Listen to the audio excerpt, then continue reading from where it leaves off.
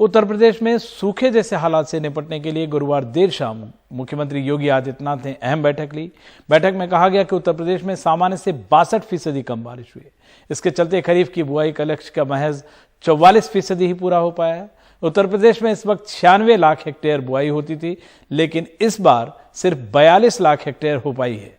बैठक में यह भी बताया गया कि सबसे ज्यादा ध्यान देने की बात जरूरत बांदा, हमीरपुर, बलिया, जालौन, बस्ती, गोरखपुर, महाराजगंज, संत कबीर जैसे नगर जैसे जिलों पर है। और इस पर ज्यादा जानकारी दे रहे हैं हमारे सहयोगी रविश रंजन शुक्ला।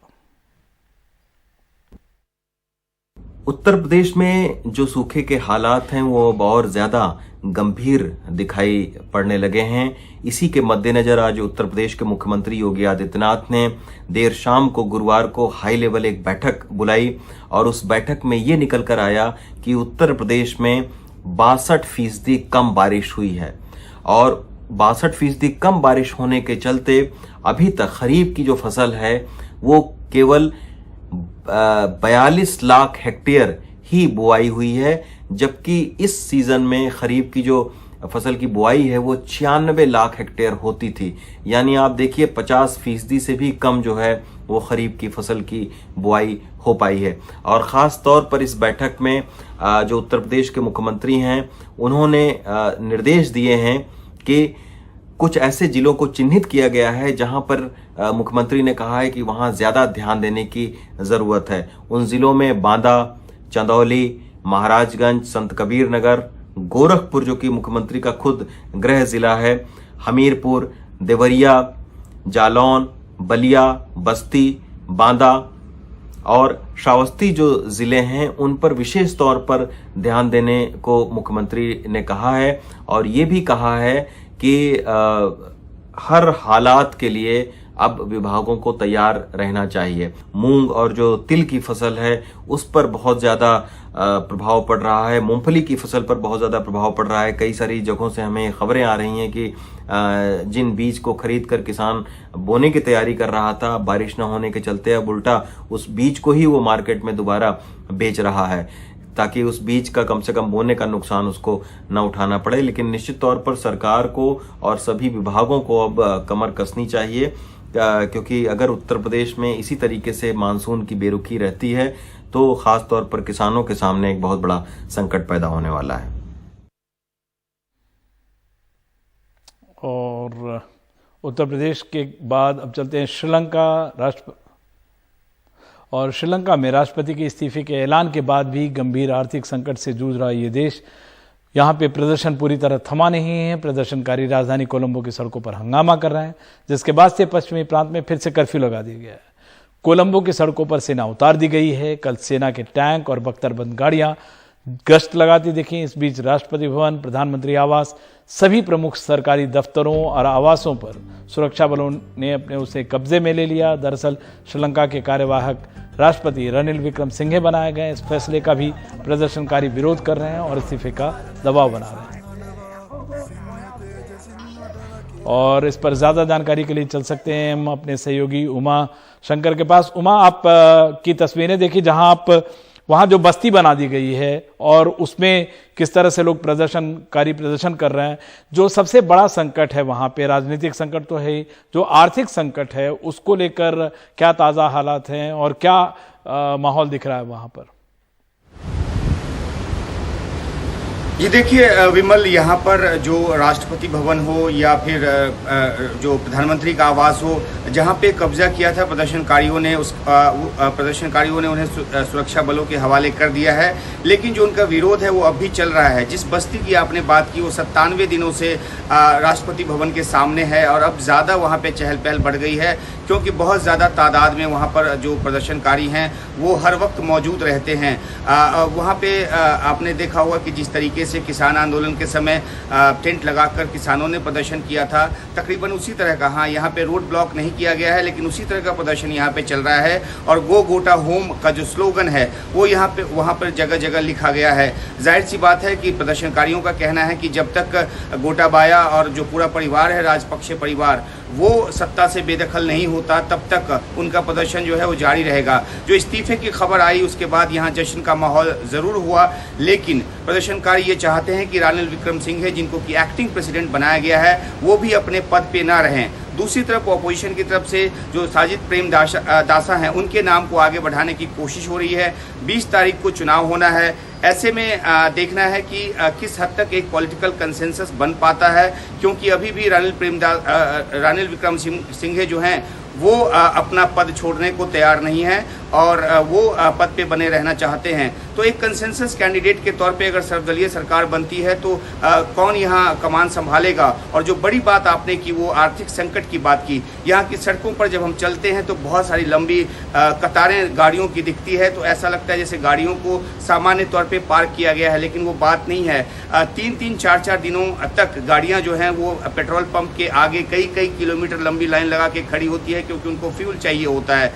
ऑटो जो हैं, जो हम अपने दर्शकों को आज दिन में दिखाएंगे भी कि किस तरीके से जो 3 व्हीलर है, जो टैक्सी है, वो कतार लगाकर सड़कों पे खड़ी है, क्योंकि उनको फ्यूल नहीं है। और यही वजह है कि यहाँ जो शहर में जो सड़कें हैं वो आमतौर पे सुनसान नज़र आती हैं, गाड़ियाँ बहुत कम चलती नज़र आ रही हैं। तो एक बहुत बड़ा आर्थिक संकट है, सिर्फ फ्यूल का ही नहीं है बल्कि गैस का भी है, खाने की चीज़ों का भी है। लोग किसी तरह मैनेज कर रहे हैं। तो आने वाले समय में जो भी सरकार यहाँ पर सत्ता में आएगी, जो भी कमान संभालेगा राजनीतिक नेतृत्व के तौर पे, उसके सामने सबसे बड़ी चुनौती होगी कि आर्थिक तौर पे कैसे श्रीलंका को पटरी पर लेकर आएं। जो रानिल विक्रमसिंघे ने अभी कुछ दिन पहले बयान दिया था और ये कहा था कि अर्थव्यवस्था को पटरी पर लाने के लिए कम से कम 1.5 साल का वक्त लगेगा। लेकिन सवाल है कि क्या तब तक इसी तरीके से सब कुछ चलता रहेगा? जनता कहती है कि इस तरह से नहीं चल सकता। तो 2 चुनौती है, आर्थिक तौर पे किस तरह से श्रीलंका अपना ढांचा बदले, अपनी व्यवस्था का ढांचा बदले और अर्थव्यवस्था को पटरी पर लेकर आए। और उसके लिए ज़रूरी है कि एक कुशल जो पॉलिटिकल जो लीडरशिप है वो सामने आए, उसको काम करने का मौका दिया जाए। तो इन 2 मांगों के साथ यहाँ जो प्रदर्शन का जो सिलसिला है वो अभी भी चल रहा है। एक और अहम चीज उमा जानना चाहेंगे, जिस तरह से आप गए हैं या दुनिया भर से वहाँ रिपोर्टर आए होंगे, क्या स्थिति लगती है वहाँ पे? क्या एक सिविल वॉर की ओर भी लग रहा है? प्रदर्शनकारी फिलहाल ज़रूर सड़कों पे हैं, खाने की दिक्कत है, गैस सिलेंडर्स लोग ले जाते हुए दिखाई देते हैं, या ऑटो की लंबी लंबी लाइनें दिखाई देती हैं, पेट्रोल के लिए लंबा क्यू दिखाई देता है, खाने पीने रहने में, या वहाँ से बाहर से जो लोग जा रहे हैं, आप जैसे ऑफ कोर्स टूरिज्म अभी बंद होगा, लेकिन इन सबको देखते हुए जो आम जनजीवन है उसे लेकर क्या ताज़ा स्थिति है? जी देखिए, यहाँ पे लोगों के कामकाज पूरी तरह से ठप हैं, कम्यूट नहीं कर पा रहे। एक जगह से दूसरी जगह जाने के लिए ना तो उनकी बाइक में पेट्रोल है, ना उनकी गाड़ी में पेट्रोल है। अगर कोई 3 व्हीलर या ऑटो या फिर टैक्सी चलाता है तो उसके पास फ्यूल नहीं है। लिहाजा सब खाली बैठे हैं, और जब खाली बैठे हैं तो गुस्सा आसमान पे चढ़ना स्वाभाविक है। और इसलिए आपने देखा कि पिछले कई दिनों में जिस तरह से बड़ी तादाद में जो प्रदर्शनकारी हैं उन्होंने राष्ट्रपति निवास हो या प्रधानमंत्री निवास हो वहाँ पर धावा बोला। तो एक वजह यह है कि लोग बहुत ज़्यादा यहाँ खाली हो गए हैं, क्योंकि यहाँ पर जो कामकाज के जो मौके हैं वो ख़त्म हो गए हैं। दूसरी अहम बात है कि जहाँ तक सिविल वॉर की बात है तो लोगों ने यहाँ पे शुरुआती तौर पे अगर आप देखें तो मार्च अप्रैल में जो प्रदर्शन हुए, खासतौर पे अप्रैल में जो प्रदर्शन हुए, उस समय हिंसा का सहारा लिया गया। लेकिन अब जो यहाँ पे प्रदर्शन हो रहा है उसमें हिंसा से बचा जा रहा है। हाँ, एक बात है कि बहुत ज़्यादा तादाद में जब प्रदर्शनकारी पहुँच जाते हैं तो सिक्योरिटी फोर्स को वहाँ पर काबू करना मुमकिन नहीं होता। लेकिन अब जिस तरह से सुरक्षा कर्मियों की तरफ से, सेना की तरफ से और जो एक्टिंग प्राइम मिनिस्टर प्रेसिडेंट हैं उनकी तरफ से अपील की गई है कि लोग जो हैं सुरक्षा कर्मियों के साथ सहयोग करें। तो जो हमें नज़र आ रहा है अब ये कि कोई कन्फ्रंटेशन की स्थिति फिलहाल पिछले 24 घंटे में बनती नज़र नहीं आई है। इतना ज़रूर है कि सांकेतिक तौर पे प्रदर्शनकारी अभी भी राष्ट्रपति निवास के जो एक बाहरी कमरा है वहाँ पर बैठे हुए हैं। वहाँ पे किताबों की एक बड़ी तादाद रखी गई है, लोग वहाँ आते हैं, पढ़ते हैं और वहाँ पे फ़ोटो, सेल्फी ये सब लेकर जा रहे हैं। तो जनता जो है पूरी तरह से इस बात को लेकर तैयार है कि जब तक समस्या का एक स्थायी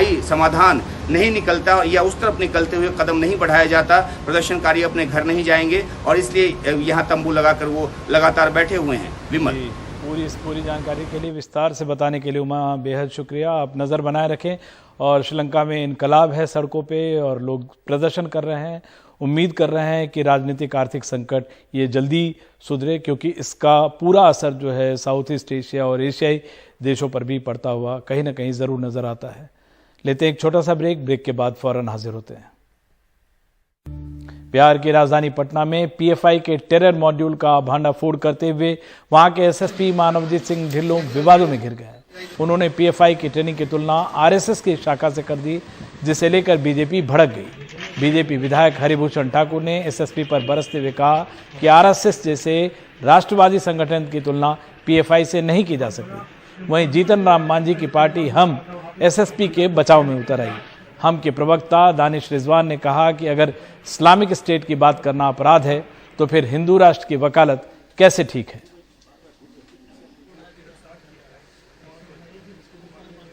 कठोरता की तरफ, जिसको हम अंग्रेजी में रेडिकलाइजेशन बोलते हैं, उसके लिए ये लगातार कार्यशील थे।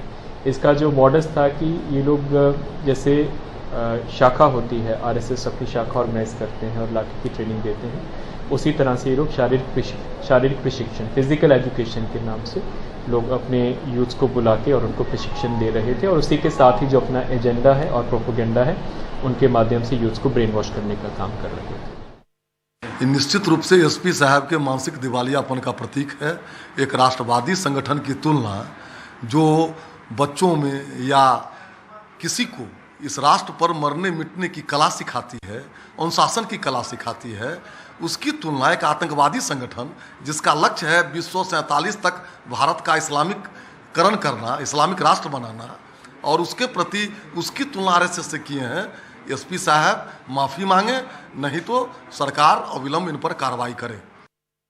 देखिए, पटना एसएसपी पर जिस तरीके से भारतीय जनता पार्टी के नेता लगातार आरोप लगा रहे हैं वो कहीं से ठीक नहीं है। उन्होंने सिर्फ ये कहा है कि जिस तरीके से संघ सुबह सुबह शाखा लगाता है वैसे ये लोग भी शाखा लगाते हैं, तो इसका मतलब ये नहीं है कि उन्होंने संघ को आतंकवादी संगठन बता दिया। रही बात देश को इस्लामिक स्टेट बनाने की, तो अगर किसी मुस्लिम नाम के व्यक्ति ने इस तरह की कार्रवाई करी है तो आप उनके ऊपर में कार्रवाई कर रहे हैं कि भाई भारत को इस्लामिक स्टेट बनाने की साजिश रची जा रही थी, और जो नेता खुलेआम ये कहते हैं कि भारत को हिंदू राष्ट्र बनाया जाएगा, आप उस पर खामोश बैठे हैं। अगर इस्लामिक स्टेट बनाने की बात करना गुनाह है तो भारत को हिंदू राष्ट्र बनाने की बात करना भी गुनाह है। और अब राष्ट्रपति चुनाव। एनडीए की राष्ट्रपति पद की उम्मीदवार द्रौपदी मुर्मू मुंबई आई। बीजेपी के सांसद और विधायकों से तो मिली। अंधेरी के लीला होटल में आयोजित कार्यक्रम में एकनाथ शिंदे गुट के विधायकों को भी निमंत्रित किया गया, लेकिन बिना मांगे बड़ा दिल दिखाते हुए समर्थन देने वाले उद्धव ठाकरे से वो नहीं मिली, क्योंकि उन्हें निमंत्रित किया ही नहीं गया था। देखते हैं हमारे सहयोगी सुनील सिंह की यह रिपोर्ट।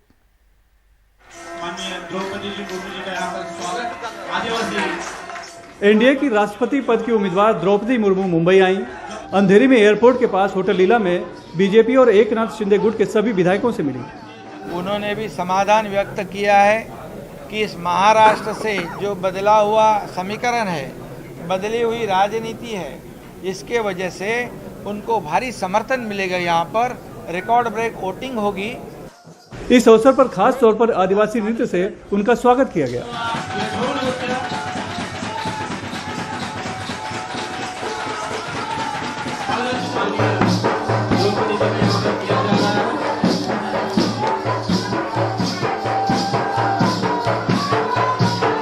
लेकिन हैरानी की बात है कि द्रौपदी मुर्मू को आदिवासी समाज से होने के नाते जिस उद्धव ठाकरे ने चुनाव में बिना मांगे उन्हें समर्थन दिया, उन्हीं उद्धव ठाकरे को कार्यक्रम में निमंत्रित नहीं किया गया था। जबकि इसके पहले के दो उम्मीदवार प्रतिभा पाटिल और प्रणब मुखर्जी शिवसेना का समर्थन पाने के लिए मातोश्री गए थे। हालांकि शिवसेना नेता संजय राउत ने सफाई दी है कि शिवसेना अब एनडीए का हिस्सा नहीं है। हम एनडीए में नहीं है, फिर भी हमने सपोर्ट किया। वो मातोश्री आए इसलिए हमने सपोर्ट नहीं किया। ये राजनीतिक समर्थन नहीं है, हमारी भावना है और आदिवासी समाज के प्रति हमारा आदर है। जबकि एकनाथ शिंदे गुट के विधायक प्रताप सरनाई का कहना है कि राष्ट्रपति पद बहुत बड़ा सम्मान है, इसके लिए लोगों को खुद आगे आना चाहिए।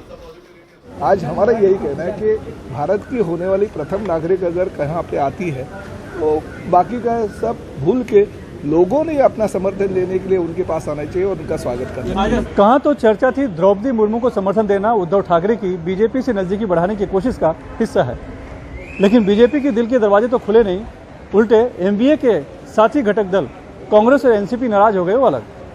मुंबई से कैमरामैन अशोक महाडिक साथ सुनील सिंह, NDTV इंडिया के लिए।